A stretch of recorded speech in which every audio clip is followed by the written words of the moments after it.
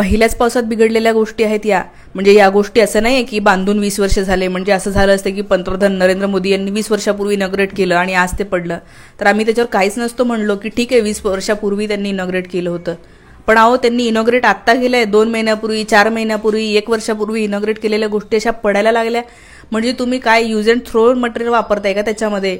म्हणजे हे असं नाही ना की तुमच्या निवडणुकीच्या प्रचारासाठी तयार केलेला एक मांडव होता आणि तो मांडव 8 दिवसातच पडला. ते ठीक आहे, तुम्ही टेम्पररी करत असता, पण हे काय चाललेलं आहे हे प्रश्न आपण विचारले पाहिजे. आपल्या पंतप्रधानांनी गेल्या काही वर्षांमध्ये इनॉग्रेट केलेले प्रोजेक्ट, राम मंदिर असेल, दिल्लीचा टर्मिनल 1चं एक्सटेंडेड पोर्शन त्याचं उद्घाटन असेल, जबलपूरचं एअरपोर्ट असेल त्याचं उद्घाटन, राजकोट एअरपोर्ट त्याचं उद्घाटन, अटल सेतू त्याचं उद्घाटन, ही सगळी जी उद्घाटन आपल्या पंतप्रधानांनी केलेली आहे. आणि ह्या गोष्टी मध्ये फॉल्ट विदिन 1 इयर फॉल्ट जो आहे तो दिसायला लागलेला आहे आणि त्यामुळे लोक पनोती म्हणायला लागले. या सगळ्या लोकांना हे सांगायचं आहे की तुम्ही पनोती म्हणून विषय थांबवू नका, कारण ती पनोती असं म्हणलं म्हणून प्रश्न संपत नाही. ते पनोती आपण म्हणतो आहे याचा अर्थ काय आहे की त्या माणसाचा काय दोष नाही, त्याचा नशिबाचा दोष आहे. त्या व्यक्तीचं नशीबच असं आहे की त्यांनी हात लावलेल्या गोष्टी खराब होतात, असं नाही आहे. नशिबावर आपण ढकलून देऊ नये, आपण त्या माणसाला प्रश्न विचारला पाहिजे, ही त्यांची जबाबदारी आहे. जर एखादी गोष्ट हा व्यक्ती इनॉग्रेट करत असेल आणि इनॉग्रेट केलेली वास्तू 3 महिन्याच्या आतच कोलॅप्स होत असेल तर त्याला आपण, आता ही शेजारची बातमी बघा काय म्हणतायत. After Delhi part of canopy collapse at Rajkot Hisar international airport, heavy rain in Gujarat. गुजरातमध्ये खूप जास्त पाऊस आला आणि राजकोट मधल्या एअरपोर्टचं जे आहे ते रूफटॉप कॅनोपी झाकून असलेलं जे काय आहे ते कोलॅप्स झालेलं आहे. कधी इनॉग्रेशन केलेलं होतं यांनी? जुलै 2023. 1 वर्ष पण झालेलं नाही आहे. जून 2024 सुरू आहे. 1 वर्षाच्या आत या एअरपोर्टचं जे छत होतं पुढचं, हे छत कोसळलेलं आहे.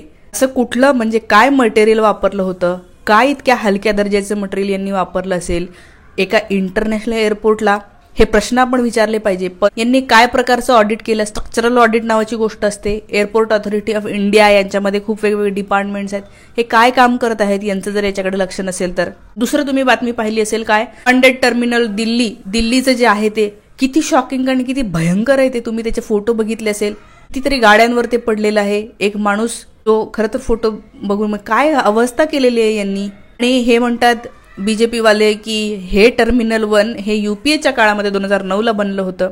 2009ला टर्मिनल 1 बनलं असेल, पण त्याच्या एक्सपांडेड पोर्शनचं उद्घाटन पंतप्रधानांनी केलेलं होतं मार्च 3 महिन्याआधीच. एक्सपांडेड टर्मिनलचं उद्घाटन केलं म्हणजे काय आहे? उद्घाटन याचा अर्थ असा होतो की याचं सगळ्या गोष्टी, याच्या डागडुजी, याचं जे काही दुरुस्ती असेल हे सगळं पाहून त्याला ग्रीन सिग्नल दिलेला आहे. आपण जेव्हा एखादं नवीन घर घेतो आणि त्याचं, समजा आपण एखादं जुनं घर घेतलं आणि त्याला आपण रिनोव्हेट करतो आणि रिनोव्हेट करून आपण परत त्याचं वास्तुपूजा करतो, तर वास्तुपूजा केल्याच्या नंतर असंच होतं ना ते की तुम्ही सगळ्या घराचं सगळं फिटिंग तुम्ही नीट केलेलं आहे. एम झालेला आहे. टर्मिनल 1च्या एक्सपांडेड पोर्शनचं जेव्हा यांनी उद्घाटन केलं, आपण प्रश्न विचारायला पाहिजे. त्यांना फक्त उद्घाटन करायला आणि लाल फीत कापायलाच बोलवलं होतं का आपण प्रधानमंत्र्यांना? बरं, ज्या लोकांना म्हणायचंय की युपीएच्या काळामध्ये, तर 2009ला युपीएच्या काळामध्ये नागरी उड्डयन मंत्री होते प्रफुल्ल पटेल. मी त्यांना प्रश्न विचारायला पाहिजे, ते तुमच्या सोबत आहेत आज, हवं तर त्यांची इन्क्वायरी करा, सीबीआय इन्क्वायरी करा या सगळ्या गोष्टीची. इथलंच नाही, कुठल्याही गव्हर्नमेंटच्या काळामध्ये ते होऊ दे, या सगळ्याची इन्क्वायरी झाली पाहिजे. हे काय प्रकार लावलेला आहे? माणसाच्या आयुष्याचं तुम्हाला काय पडलेलं आहे की नाही? जे भ्रष्टाचार नावाची गोष्ट कल्चर झाली आहे का तुमच्याकडे? एवढे संस्कृतीच्या गप्पा करता. भ्रष्टाचार ही केव्हापासून आपल्याकडे संस्कृती झालेली आहे?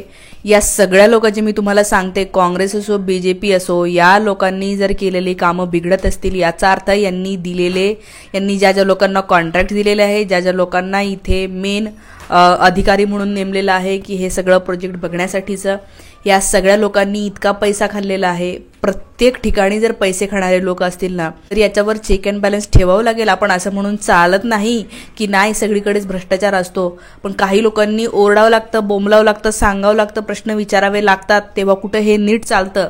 नाही तर उद्या आपण चालू तो प्रत्येक रस्ता जर ढासळायला लागला ना, तर देशामध्ये पाकिस्तानपेक्षा बदतर हालत होईल. त्याला आपण इंटरनॅशनल एअरपोर्ट म्हणतो दिल्लीचं, म्हणजे भारताला जे आंतरराष्ट्रीय वेगवेगळ्या देशांशी जोडणारं एअरपोर्ट आहे. त्याची बातमी जगामध्ये गेली असेल तर काय न्यूज गेली असेल? एअरपोर्ट ऑथॉरिटी ऑफ इंडियाची मेंटेनन्स टीम काय काम करते? जर 2009ला हे टर्मिनल 1 बनलेलं आहे, मेंटेनन्स टीमचं काम नाहीये का 2009 नंतर त्याचं मेंटेनन्स काय लागतो हे पाहणं? हे काय असं नाही की एखादा स्क्रू ढिला झालेला आहे, एखादा थोडंसं काहीतरी वाकलेलं आहे.